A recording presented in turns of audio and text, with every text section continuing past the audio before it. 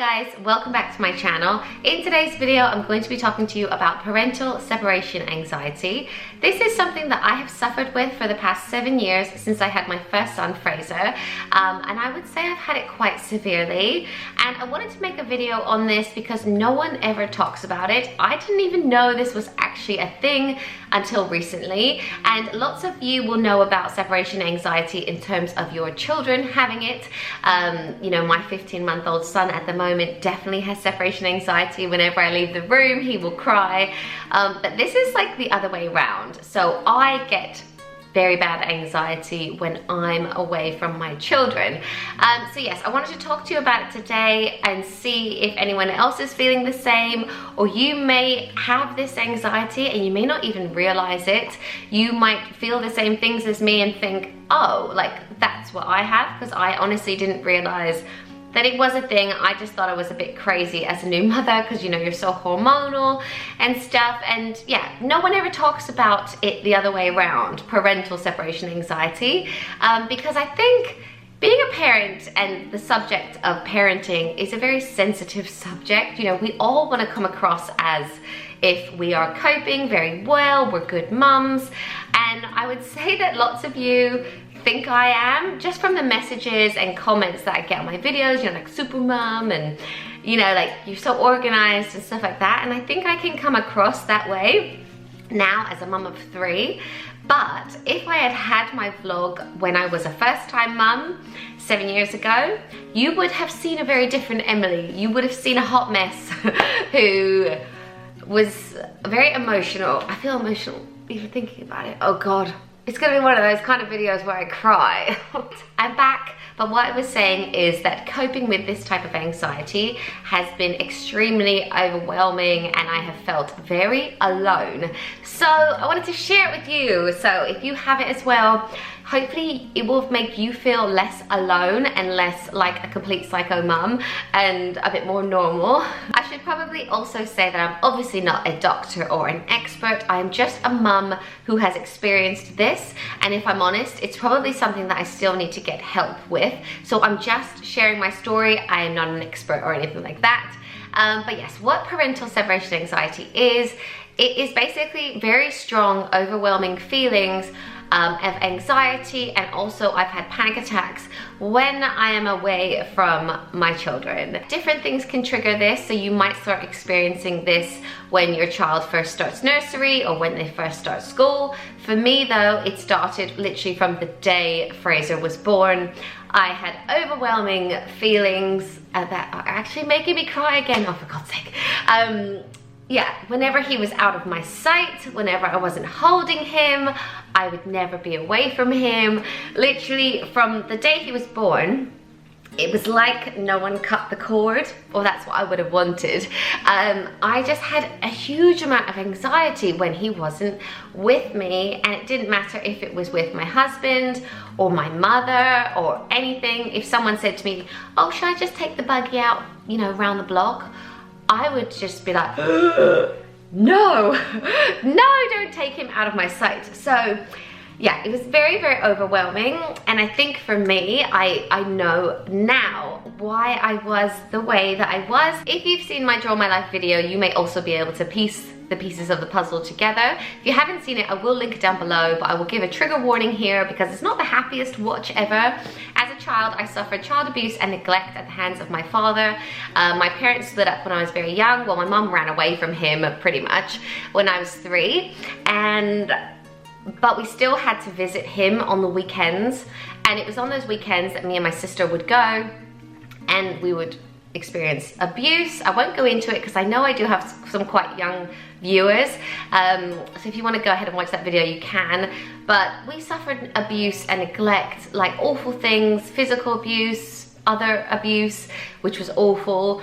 And just neglect in that, for instance, you know, my mum said like once she sent us there on Halloween, so like the Friday was Halloween, so we had like face paint on and, you know, went trick-or-treating or whatever, and we came back home to my mum on the Sunday still with the face paint on, stuff like that. So, you know, we were really neglected, and I vividly remember my sister kind of raising, but on those weekends, my sister would take care of me.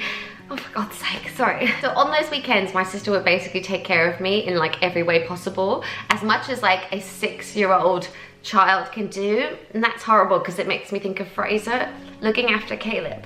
But my sister would like make me food. We lived off of Kraft dinner. All the Canadians will know what Kraft dinner is. It's basically like a easy to make pasta. So we lived off Kraft dinner and hot dogs.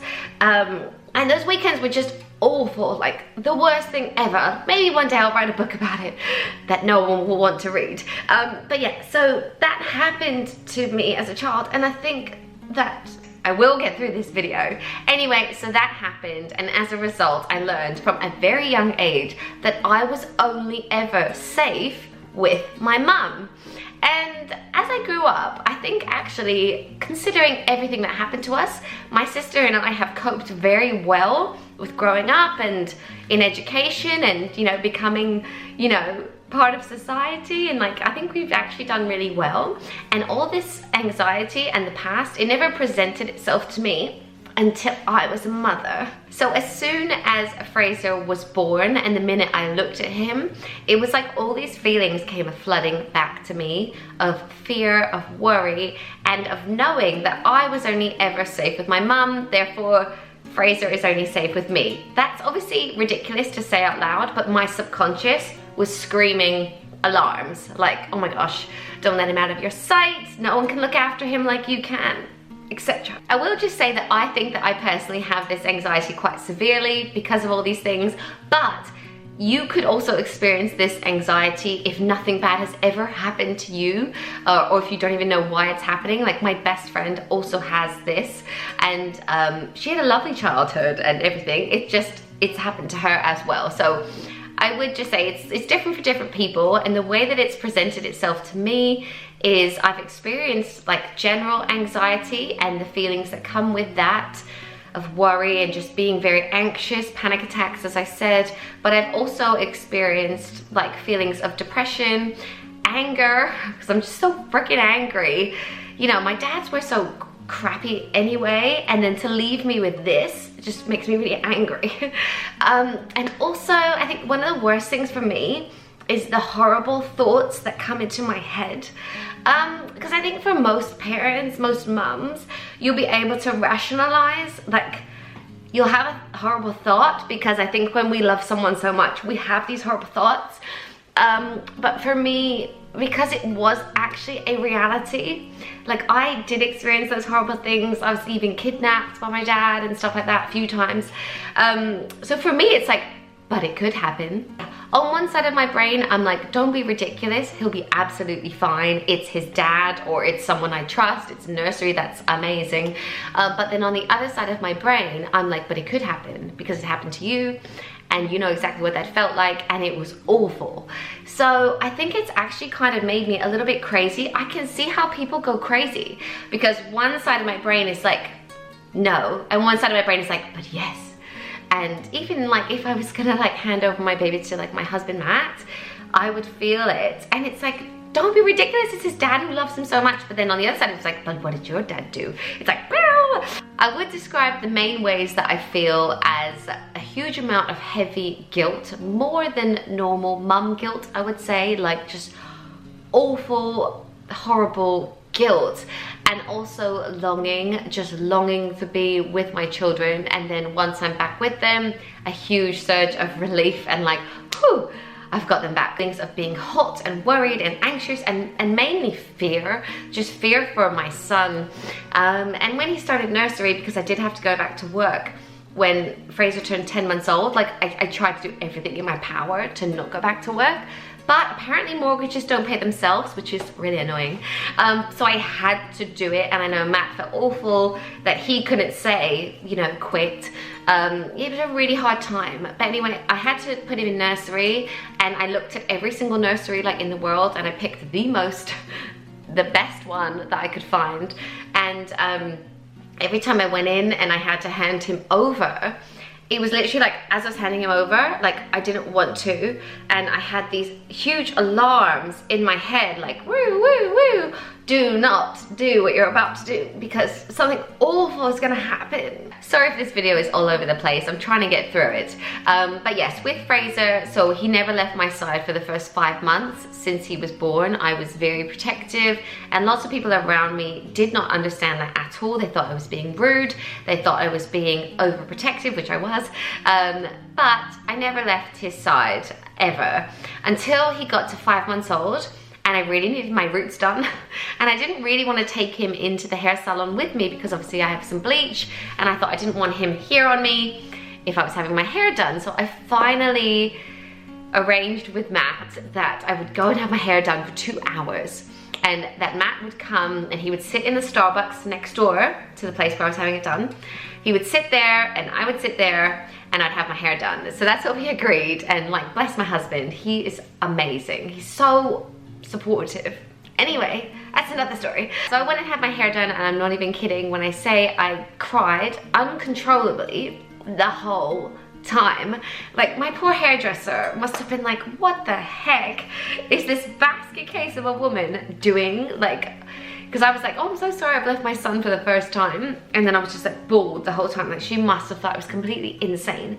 But yeah, I suffer with it massively. It has definitely got better over time. Time has been great. And also I think I've got a bit better with each child because I've kind of taught myself that it is gonna be okay. But nevertheless, I still have it really badly to the point of I've missed out on opportunities, work opportunities, fun opportunities. My best friend's hen do. We've never had a weekend away. Matt and I have never had a weekend away. I've never had a night away, really. Like, I've actually been away now for an evening away from the boys, but I will leave once I've put them to bed. My anxiety seems to be worse at night.